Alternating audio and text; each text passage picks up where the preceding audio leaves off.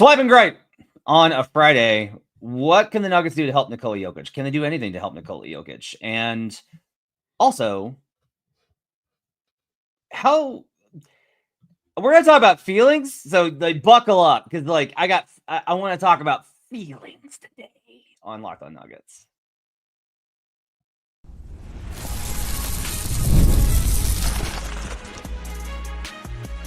You are Locked On Nuggets, your daily Denver Nuggets podcast. Part of the Locked On Podcast Network, your team every day. Welcome to Locked On Nuggets, your daily Denver Nuggets podcast, part of the Locked On Podcast Network, your team every day. Thanks for joining us and making this part of your day, being with us Monday through Friday. That's called being an everydayer, and we do appreciate you being part of the sickos, hanging out with us here at youtube.com/LockedOnNuggets or on Apple Podcasts or Spotify, where you can give us the reviews and show us the love that you feel for us, or not. That's fine too. All feedback is a gift. Swipa. My name is Matt Moore. I'm the senior NBA writer for the Action Network. I write at thedenverdig.com. On Locked On NBA Daily. You can catch Swipa on Player's Choice as well as on his YouTube channel, Swipa Cam. After every single Nuggets game, folks hanging out with us in the chat. I don't know how many more Nuggets games there are going to be. I have ordered them. I don't know if they'll be here before the end of the series, so it may have to wait till next year. I have ordered stickers, which we can't sell. But I've ordered stickers promoting the show for both No Jinx and Swipe and Gripe. If once they get in, if there's still Nuggets games to be played, if you come see me at Nuggets games, I will give you a sticker. You can't sell them? I can't sell them. We can talk Mm. about why later, but I can't sell them. So. We could probably sell variations of them.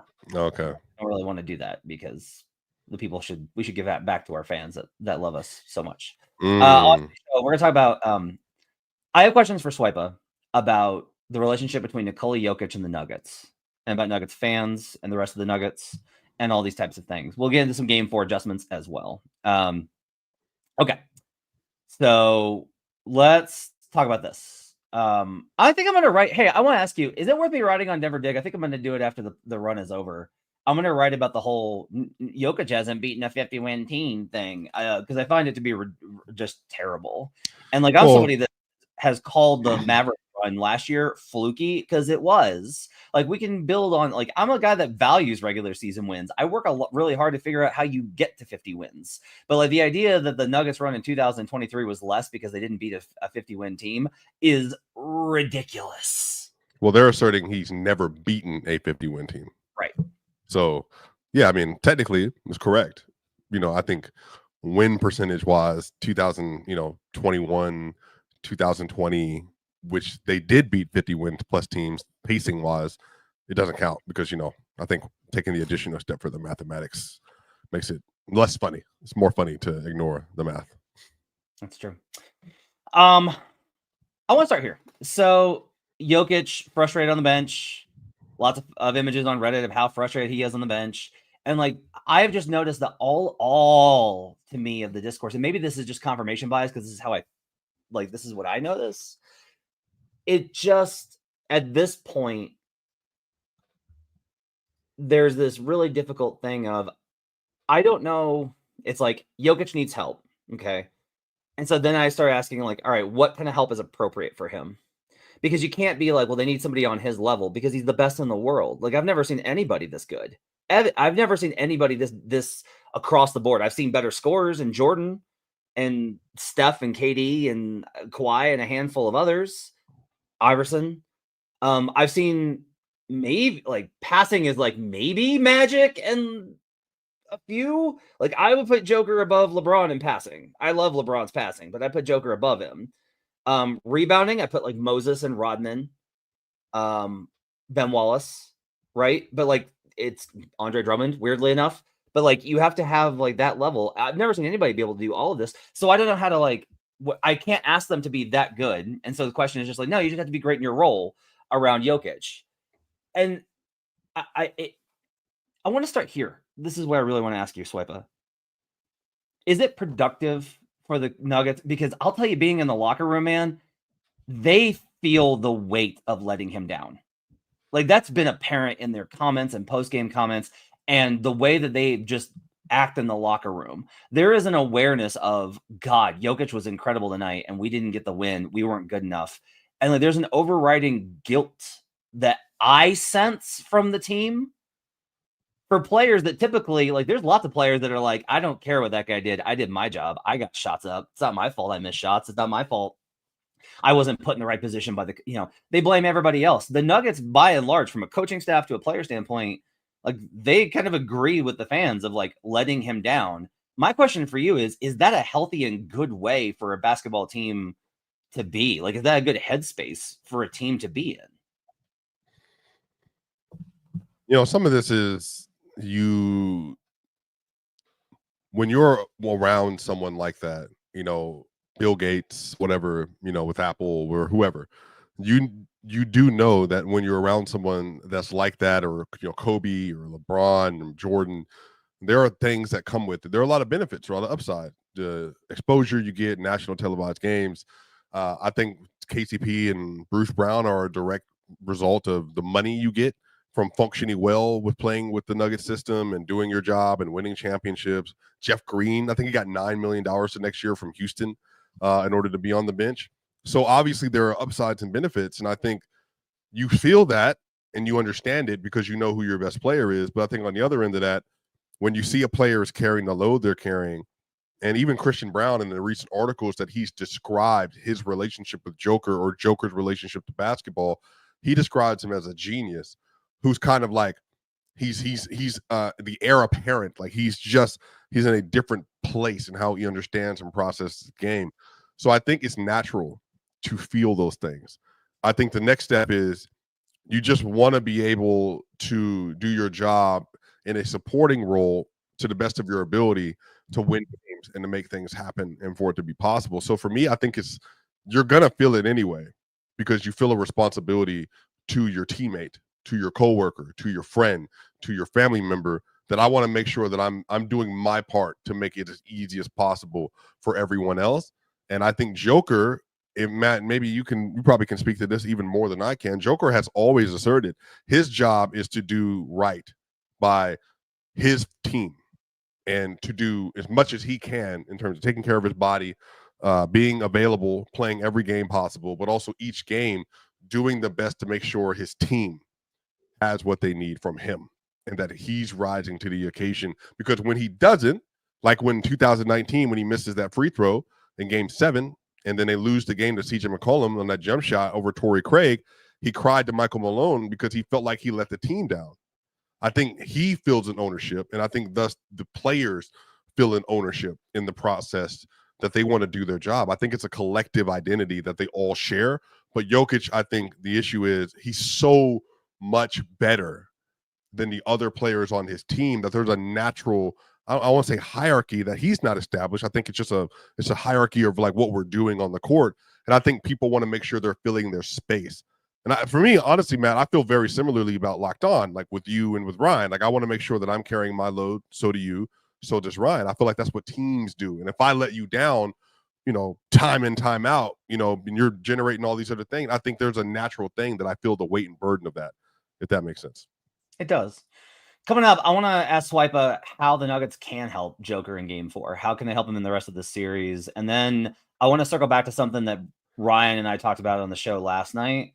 And I want to ask Swipa, who has been an advocate for star players next to Jokic, about if that team construct can work.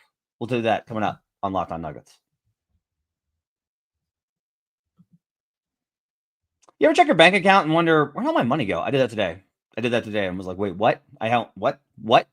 Because it's tax season, and that's where that happens.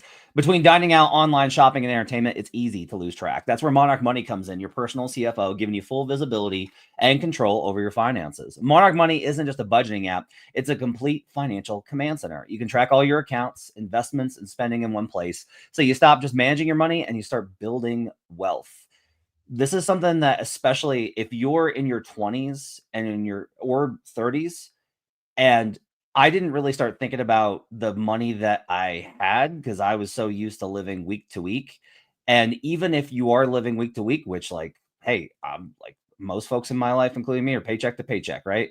with those kind of things, you can still find ways, if you budget smart, to find ways to build up your assets. So when something goes wrong, and things will go wrong, you don't have to go through the stress of it. Because that to me is like the worst part about all of this, about those situations, is you can deal with bad things happening in life, but it's the consequences for you financially that often cause all that stress. And Monarch Money is a great way for you to be able to manage that, so that you feel like you're in a better position and empowered with the money you've earned to handle what comes at you in life. Take control of your finances with Monarch Money. Use code LOCKEDONNBA at monarchmoney.com for 50% off your first year. That's monarchmoney.com, code LOCKEDONNBA for half off your first year. We'll be right back on Locked On Nuggets. Back here on Locked On Nuggets. Thanks for joining us and making us part of your day.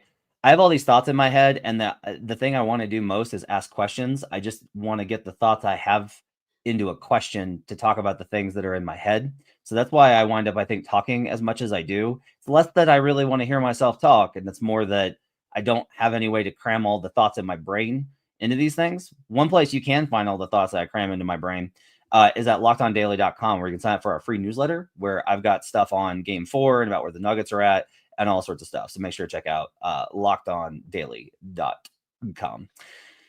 So Swab, we talked about kind of the feeling that the Nuggets have with this feeling of letting Joker down. And I was on last night's show, I was pretty adamant of, I've called out Joker when I feel like he hasn't stepped up to the plate, when he hasn't been as aggressive enough, when he hasn't taken over games. I thought Game 2 last year in Minnesota series was an egregious example of that. I didn't have any problem with his game last night. Like, there's just not a lot he can do with how the Clippers are able to guard this team. So going into Game 4, Ryan and I are both of the mindset of like, there's just not a lot to be done here. They don't have the spacing because they don't have the shooters, because they don't have the wings. And that's a roster construction issue, and you can't get around it. Like, I've tried really hard to avoid talking about roster construction because it's a moot point right now. It will be a really important point here in about 2 weeks, maybe 5 days. But it's right now, it's a moot point. You have what you have, and you have to get through it. You can't reconstruct the roster right now. So you got to do what you can. So going into Game 4, here's my question for you. How do the Nuggets best help Nikola Jokic? Starters, bench, what can you reasonably ask for them to do better to help Jokic? I actually think Game 1 and 2, after the first quarter of Game 1, is perfectly reasonable. Just the defensive intensity has to be the thing that carries you. They don't have the offensive pieces. So if you don't have the offensive pieces, then you have to make sure your defense is in lockstep with each other. And that's what they did. They were performing at a very high rate defensively. But then yesterday, they let go of the rope on the 3-point shots in particular. And the Clippers were 11-16 in the first half from the 3-point line. And the Clippers outscored the Nuggets by 33 points from the 3-point line. So if you don't have the shooting and you're also struggling with finishing, well, the only other option you have is to limit the opportunities for the Clippers.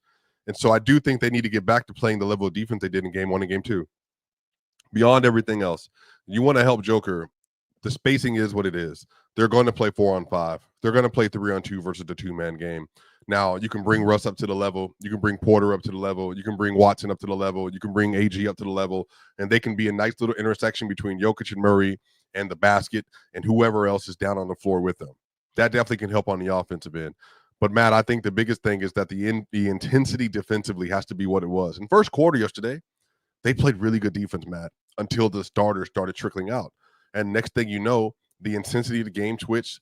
Everything kind of fell apart on his face. And next thing you know, it's a 7-point lead for the Clippers after the Nuggets had to lead for most of the quarter. Those kind of things can happen. And so I think more so than anything else, Jokic has to participate in this. Like he's extremely important for them being a successful defense. They have to be able to guard. They have to be able to play the pick and roll well. They have to be able to rotate strong. They got to be able to hold up a man-to-man defense as much as possible. And they did that. Last night was just a simple letting go of the rope. And I think their offense has sputtered all series just because teams don't have to guard them the way they do other NBA teams right now. Honestly, man, I think that's probably been the biggest issue offensively. If they can't win the series on offense, they can't win the series. I just don't have any faith in them being able to play good enough defense. One of the questions that, and like I'm starting to make this list of big questions that we're going to have to talk about because we're going to have so much content to fill. But also just because, like, I think I want to talk about these things. And one of the things I really want to know from you and Ryan is, I think everyone's fed up with the fact of how bad the non-Jokic minutes are. The thing, and I talked about this year, was my concern wasn't the starters. Like, Christian's been great with the starters. Like, MPJ's been great with the starters. But, like, all the variations got worse. Jokic with 3 starters instead of 4 got worse. Jokic with 2 starters instead of 4 got worse. Jokic with 1 starter instead of 2 or 3 got worse. All those, like, little variations cut away at their gap, where this is, like, a big part of it is everyone, because of how awful it is to watch the non-Jokic minutes, we index on that. But the reality is, like, if they don't win the Jokic minutes, if you're not +8 at the end of the first quarter, you're going to be down at half. Like, you have to be +8. Well, you got to be +8 across the 2 stints for the starters, I think is more of it. It's like, you got to be +8 or not even the starters, just the Jokic minutes. You can survive DJ or whoever you want to put out there. I will continue to advocate for Zeke getting a little bit of run in the series. The 4 minutes that Joker sits, 3 minutes that Joker sits in the series in the second quarter, you can be a -6 if you're +8 with Joker. That leaves you up 2 at half. I don't mean to make this into a simple math game, but it kind of is. What you can't do is you can't be losing these stagger minutes when you get into that second unit. Those used to be dynamite minutes last year. A lot of that was CB. Like, it used to be the starters were great. And then the bench unit came in and was even better, which was part of why they had so much confidence in CB starting. And that's carried through. But this is one of the issues is, like, yeah, now all that goodness that you had in the second unit with Joker is in the starting unit. And it's worse in those stagger minutes. They got to figure out a way. They've got to be up by 8 points at the end of the first and third quarters. They have to do it. Matt, per PBP stats so far, and this is including last night. So Jokic, he had a -3 net rating after last night because the defense just fell off a cliff yesterday. But do you know that in 17 minutes this series, the Nuggets have a -57 net rating without Jokic on the court? What's the raw, though? Raw. I don't have the raw on PBP. I'll pull it while you're talking. Yeah. So some of this is non-garbage time, by the way. So non-garbage time included. Like, he was a +10 on in game 1. He was a +0 in game, or he was a 0 in game 2. Then he was like a minus, I don't remember, whatever it was yesterday. Maybe -20. Like, the team, they have to be able to find a way that they can win those minutes even without Joker sometimes, or at least can stabilize. And they have to be able to find a way that if they're going to start substituting players in, the starters, you play as long as you need to, you get a lead. They might have to just do a mass swap, Matt, and just simply say they're not going to be good enough in the non-Jokic minutes, so they might just need to go 4 subs, like full 4 subs, 3 subs, and Joker, go out there. You got Jalen Pickett.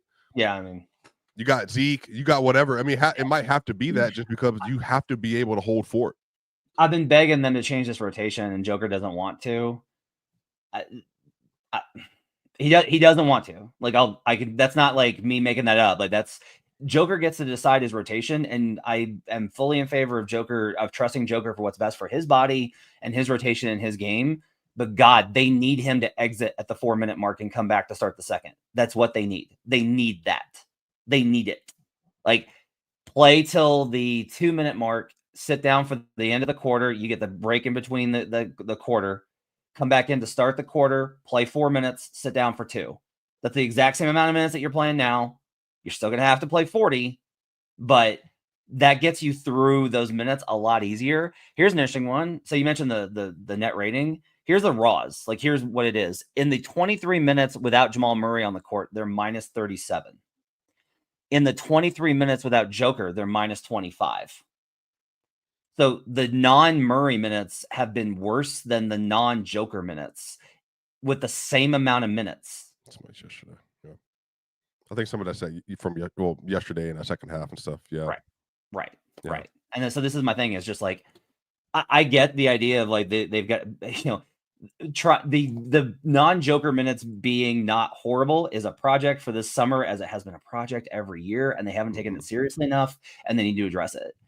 But ultimately, like, if they're going to get him more help, it's going to have to be like Peyton Watson needs to have a game. And I do think you're up against it. You go down 3-1, and no matter what happened in 2020, it's over. If you want to get out of the series, someone is going to have to be the guy that the Clippers didn't see coming, because Nick Batum's been that guy. Derrick Jones Jr. has been good. They've gotten Ben Simmons has been good. Like, they've gotten guys that Nuggets fans have to be like, God, that guy's killing us. And by the way, Matt, in 104 minutes, when Jokic and Murray are on the court, they're actually winning their minutes by 6.7, and the offense is really good. Like, so I don't know, like that's been their two best players. And again, Matt, I'm not blaming Aaron Gordon. Aaron Gordon legitimately hurt, but him game one really good. And I think as he's worn down and as the calf injury has kind of resurfaced, it's really affected him. And I think Porter, obviously, with the shoulder injury, and that for me is kind of why everything is kind of done. I just think that, like, they're both very hampered, and they both need to be really good consistently to win this series. Tommy says, come on, Matt. We know Murray is traded come summer. Also, MPJ. Go to last night's show, man. Just click on out of this one and go listen to last night's show. Like, that what you're looking for is there. I am trying to deal with game 4 for this show in particular. But coming up, guess what? I do have a question for Swipe about down the line and about the kind of help the Joker needs and about the current CBA. I have some tough, interesting questions, I think, to ask Swipe coming up on Locked On Nuggets.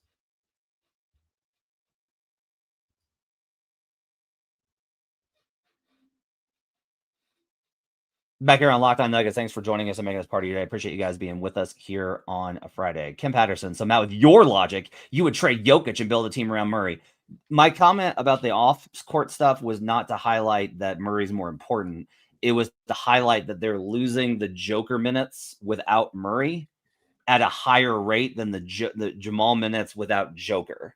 And that can't happen. And that's a failure of the other guys around Joker in those minutes. And it's a failure, like, as always, it gets back to, like, yes, it's roster construction, because their backup point guards are Russell Westbrook, who got hurt, and Jalen Pickett. And Westbrook comes with all the Westbrookness. You don't have a good backup option. So your drop off there is dramatic and extreme. Matt, It's not about. They're shooting 7% from three with Jokic on and no Murray. Like, it is not about Joker being more important, man. I'm trying to talk about, like, I have removed all culpability from Nikola Jokic for the series. I haven't criticized Joker once outside of the first half defense in first quarter in game 1. Yeah, it's been fine. I don't think this has been a magnificent Joker series. I think he's done the best he can versus a very good defense that has this team scouted. So here's my thing, Swipe. I want to ask you this, because I asked Ryan this yesterday, because Ryan, I asked the question of, and one, I don't think that Nuggets fans should be trying to snipe Giannis, because you don't want Bucks fans trying to snipe Jokic. So there should be a mutual level of respect and appreciation for two markets. The Bucks front office deserves to be sniped, though. Sniped from afar and up close. For me, personally. The AJ Johnson trade, Chris Middleton, all that stuff. Yeah, that Kuzma trade was bad. Yeah. But some of the other moves, like, I'm okay with it. Yeah. So this idea that we have of, if you put two awesome players together, it can't fail. Jokic is better than Dame. Dame's on the other side of 30, et cetera, et cetera. This is not to equate Damian Lillard with Nikola Jokic. Jokic is going to go down as, like, a top 20 player of all time, possibly top 10. Dame is going to be, like, top, 50 to 100, right? Dame's awesome, though. And with Dame and Giannis, you get it together, and you would be like, well, it's got to have a floor. Like, there's only so, like, it can't be, like, it has to be at least this good, and it hasn't been. And there's a lot of, you put KD and Kyrie together, it's got to be at least this good. It wasn't. Under the new CBA, it's very difficult to have two max guys. You can do it, but you got to be very careful with how you build it. You can't have three. You can't have three high, like super paid guys. You just can't. It's going to be two guys, and then like it's going to be one max player, one highly paid guy, and then 6 to 8 playable, good rotation players, veteran rotation players. Maybe 1 to 2 young guys who are on the up that can play. Right? I'm not saying they all have to be vets. 2 guys in there. Call it 6 vets, 2 young guys that are in the rotation. That's like the ideal, I think. The overcorrection that both Golden State and Denver did, where it's like we're going to have like young guys are going to be the answer, did not work, has not worked, and is a failure. Especially because if you're good enough, you're not going to get good enough draft picks. It would work if you were supplementing a championship core with top 10 picks, but you're not. You're doing it 20 to 30 plus. I asked Ryan last night, what do you think of it? Like if it's Joker, Giannis, and a bunch of minimum players? And Ryan really indicated to me that he thought that would still be an awesome and better team, and just like that would be fine. And I'm not of that opinion, because you still run into this situation that you're running into now, which is like they don't care about Russell Westbrook, they don't care about Christian Brown. They will live with Aaron Gordon. MPJ is not a threat. You would have as good or worse options in 3 through 8, and you would still run into this problem based off of the new CBA. But is it true that, like, I would assume that you maintain you want an all-star, high-level superstar guy next to Joker? No, I mean, I think you would like that, but I think if Jamal is the piece next to Joker, I think viable wings next to both of them that are like very good defenders would make more sense than anything. I think that Giannis and Joker, would work. But, even now, like the Celtics have 2 max players. They got $300 million players. And they have Derek White and Drew Holiday and KP and Al Horford and Sam Hauser and Peyton Pritchard and then Luke Cornett. Like they've just managed to like put the right pieces together to put around those 2. Now, again, their bill is coming. They will be paying $400 million eventually at some point in time. But they're probably going to offload 2 of those contracts. But I do think that has to be the story. You need multiple ball handlers, multiple defenders. You got to be able to find ways to be as versatile as possible on both ends of the basketball. And right now, Matt, I don't think the Nuggets have much versatility offensively or defensively. And I think that's a real problem. So I lean more towards that strategy of like, if you get Joker, let me put it this way. If it was Joker, Derek White, Davion Mitchell, Trey Murphy III, PJ Washington. Yeah. I mean, they'd be running rampant. Yeah. That's where I'm at. Is like that's the build that you want. But you've harped a lot about the absence of an all-star. Is it? Well, I think an all NBA level player is more about like the shot making, and that's a player that takes the reins from the offense, like this. Okay, Murray. So that's what we talked about last night. That's why Ryan still wants a Zach LaVine type. He wants a guy that can literally take like a pull-up 3-pointer, because even if it's not a great shot, the ability to hit it takes pressure off of having to run everything through Jokic every single time. Well, I mean, Jamal already does it. And my counter was, whether it's you, I said you, which maybe that was unfair. I think most people late in games would be an avalanche on Twitter on social media of, why are you taking that shot? Give it to Jokic. But Jamal already takes those shots and makes a lot of them. I think if you have someone that can do it, Porter's done it too, by the way, to be clear. But Porter, I think, are you at the point now where you're looking at Porter and saying he's just not a good enough third option offensively in the league now at this point? Like he can't create, he can't put the ball on the ground, he can't dribble. Like, I don't mean to screw the Nuggets, but I don't think that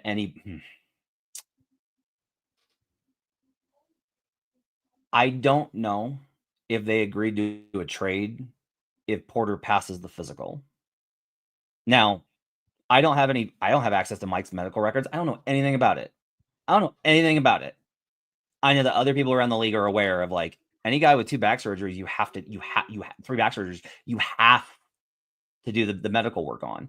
And with how Mike has moved over the last 4 months, I got concerns. Like, that to me is more of it. If you had the MPJ from November now, the series looks different. That was a better, different player. All-star break. And also, like, part of this thing too is like, if you go back to 2021, if you had the Will Barton from November, it looks different. Will was really good in the early part of the season because he had to carry when guys were struggling. The 2022 too is what actually. Then he got hurt, and then didn't play in he his just first ran round. out of gas and he never recovered. Like he played. You play guys that can't play heavy minutes early, and then they're out. And Mike really wanted, I think, to play heavy minutes and to play a lot of games because of this question of his availability, which isn't fair to him. Like he has like. Not his, he didn't do anything to make it to where he needs back surgeries. Mike didn't do anything wrong. Mike's done everything that trainers and doctors and everybody has asked. It's not his fault. But also, he can't move. Well, but I think that's the point, though. Like, if you're limited, you have to build other options around Porter. Yeah. Like, you have to have other players that can do things he cannot do, and I think that's what makes the Nuggets so easy to guard. Okay, well, just throw the kitchen sink at Murray and Jokic. They don't have any other player on the roster other teams are scared of. The Clippers are literally not afraid of anyone else. It's true. They're throwing the entire defensive game plan at Murray, Jokic. Whatever happens after that, it doesn't matter. As long as they don't do it, they can't beat us. I think that's just completely unsustainable now. But also, I do, and so this is a good comment here from Lucky Boy, who says Russ is the best player in the league for that money. He's not the problem. Nuggets need an elite shooter and defender. If you are having to go to a minimum contract player, that speaks volumes. Like, that's the large part of this. It sucks that Russell Westbrook isn't getting paid for the amount of grief he takes. Like, he's not getting paid enough for the amount of grief he takes. I don't mean to make everything about the money, but you do have to kind of think about, because I think about this whenever a guy is out. Like when if Jason Tatum misses game 3 for the Boston Celtics versus the Magic, that's $45 million of production you've paid for that's not on the court. You've paid for that player's services, $45 million worth of services you've determined he's worth that is not on the court. And it's actually worth more because they artificially restrict max contracts. But anyway, like when you're without that. And so when you have Jalen Pickett and Russell Westbrook on the floor, how much, look at the investment value on those. And that's where, again, we always it's tough. You do get back to the roster construction. Dario being $5 million, that is a zero. And Deron Holmes' rookie scale contract being a zero because of injury. And Zeke Naji being the again, 5th highest paid Nugget, and that being empty money. I want to talk more to this about Swipe about how to build a team, but we'll talk about that once the series is actually over. If the Nuggets can get out of the series, we'll rain or shine. I'll be back with you on Sunday night to talk about it. We'll have post-game show after Saturday's game, and then Sunday night, no jinx, setting up game 5 between the Nuggets and Clippers. Check out Swipe on his YouTube channel and on Twitter. Appreciate you guys being with us. Have yourselves a great weekend. We'll see you guys again next time on Locked On Nuggets.